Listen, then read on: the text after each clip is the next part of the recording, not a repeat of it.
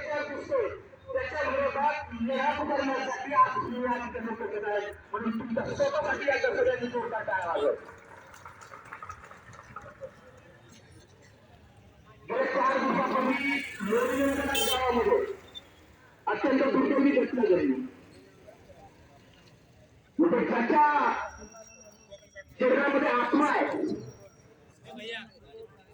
2 चिमुरडी लेकरं ज्यावेळेस मृत्यूच्या दारापाशी उभे होते त्यावेळी तिथल्या ग्रामस्थांनी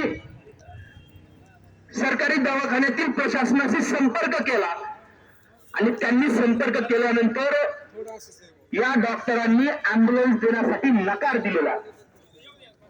त्यांनी वेळेवरती त्या ठिकाणी अँब्युलन्स दिली असती, त्या 2 चिमुरड्यांना त्या ठिकाणी ऑक्सिजन मिळाला असता तर कदाचित ती 2 लेकरं वाचली असती.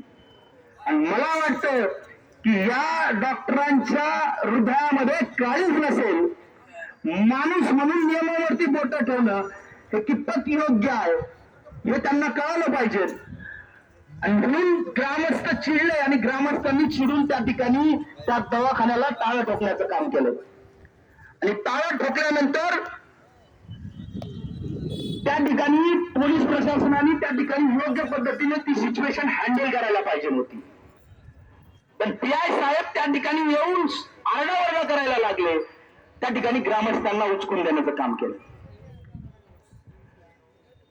आज आम्हाला पोलीस प्रशासन असेल, कुठलंही प्रशासन असेल, महाराष्ट्र असेल, देशातलं प्रशासन असेल, याच्यावरती विश्वास राहिलेला नाही. ते आम्हाला आपलं वाटत नाही. म्हणजे हे भारतातीलच काही लोक आम्ही विविध स्पर्धा परीक्षेच्या माध्यमातून सिलेक्ट केले तर